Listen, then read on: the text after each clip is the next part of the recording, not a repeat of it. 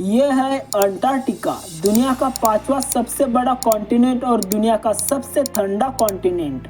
Antarctica के सिर्फ ऊपर ही बर्फ नहीं है, बल्कि 5 किलोमीटर जमीन के अंदर तक सिर्फ बर्फ ही बर्फ है। और यह बर्फ जमीन के ऊपर भी और जमीन के नीचे भी 1.5 करोड़ किलोमीटर तक फैली हुई है।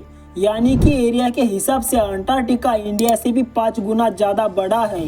कितनी भी गर्मी हो फिर भी अंटार्कटिका का टेम्परेचर साल के 12 ही महीने 50 डिग्री सेंटीग्रेड से 90 डिग्री सेंटीग्रेड तक रहता ही है, जिसमें किसी भी इंसान का सर्वाइव कर पाना नामुमकिन है। लेकिन इसके बावजूद वैज्ञानिकों ने और रिसर्चर्स ने पूरे अंटार्कटिका से 400 से भी ज्यादा लेक्स डिस्कवर की है, जो बर्फ के लेयर के नीचे छुपी हुई थी।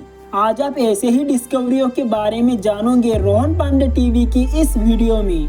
लेकिन उससे पहले अगर आप रोहन पांडे टीवी की इस वीडियो पर पहली बार आए हो तो वीडियो को लाइक और चैनल को सब्सक्राइब जरूर कर दीजिए, क्योंकि इससे हमें अगली वीडियो बनाने में बहुत मोटिवेशन मिलता है। दोस्तों, कई लोगों का मानना है कि अंटार्कटिका के बर्फ के नीचे कई राज छुपे हुए हैं।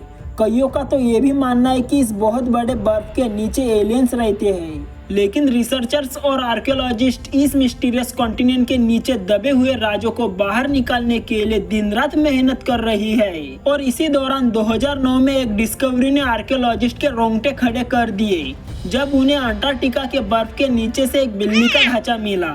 लेकिन हैरान करने वाली बात ये थी कि यह ढांचा किसी मामूली बिल्ली का नहीं था, ये एक अंडे देने वाली बिल्ली थी। और ज्यादा जानने के लिए जब इस बिल्ली पर और जांच करी गई तब पता चला कि ये बिल्ली कम से कम 2,50,000 करोड़ साल पहले धरती पर पाई जाती थी।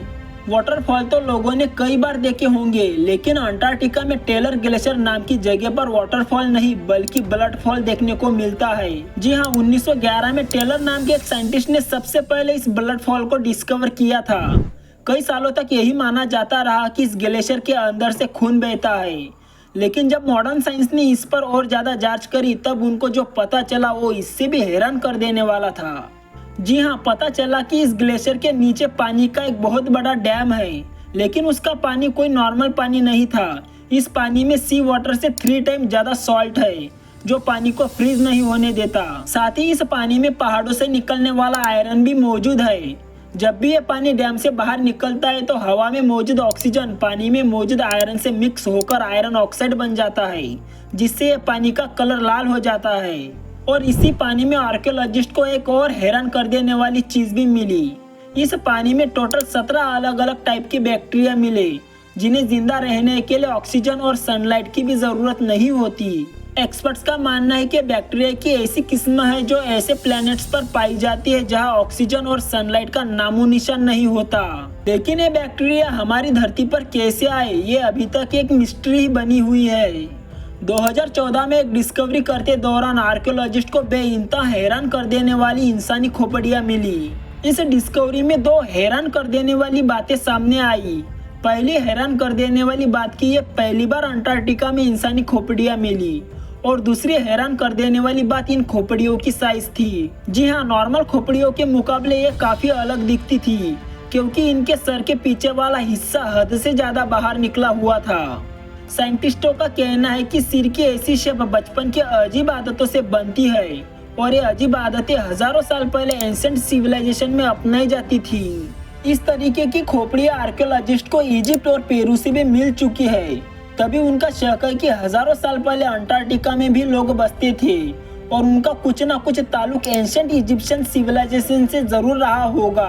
पिछले 50 सालों से अंटार्कटिका से 10,000 से भी ज्यादा मीटेराइट्स मिल चुके हैं। मीटेराइट्स ठोस पत्थर के ऐसे टुकड़े होते हैं जिनका रिलेशन हमारी धरती से नहीं होता, बल्कि वो किसी और धरती से टूटकर आए होते हैं। साइंटिस्टों का कहना है कि मिलने वाले मीटेराइट्स में से कई ऐसे मीटेराइट्स भी है जो 7 लाख साल पुराने हैं। वैसे तो ये पता लगाना बहुत मुश्किल है कि इन मीटेराइट्स का रिलेशन किस प्लेनेट से है, लेकिन 2015 में आर्कियोलॉजिस्ट को अंटार्कटिका से एक मीटेराइट मिला था, और साइंस का कहना है कि ये कहीं और से नहीं बल्कि हमारा करीबी प्लेनेट मार्स से टूटकर आया है, क्योंकि इस मीटेराइट के अंदर ऐसे बैक्टीरिया मौजूद थे जो सिर्फ और सिर्फ मार्स पर ही पाए जाते हैं। जैसा कि हमने स्टार्टिंग में बताया था कि अंटार्कटिका में बर्फ 5 किलोमीटर तक जमीन में धसी हुई है, और ये कॉन्टिनेंट दुनिया का 5वां सबसे बड़ा कॉन्टिनेंट है। लेकिन आर्कियोलॉजिस्ट को यहाँ से कुछ ऐसे सबूत मिले हैं जिसको देखकर ये अंदाजा होता है कि लाखों साल पहले ये जगह रहने के काबिल हुआ करती थी।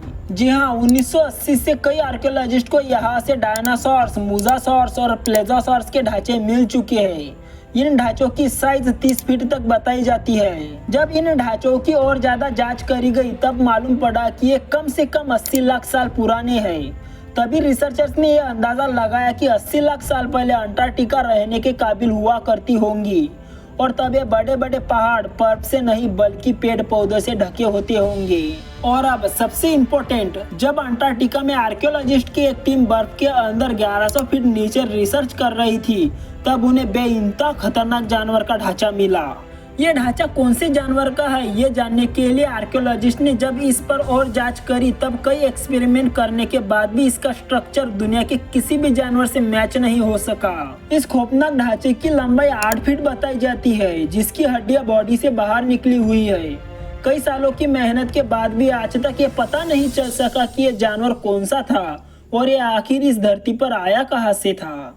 उम्मीद करता हूँ कि रोहन पांडे टीवी की ये वीडियो भी आप भरपूर लाइक और शेयर करेंगे। आज के लिए इतना ही, मिलते हैं नेक्स्ट वीडियो में एक और इंटरेस्टिंग स्टोरी के साथ। बहुत बहुत धन्यवाद।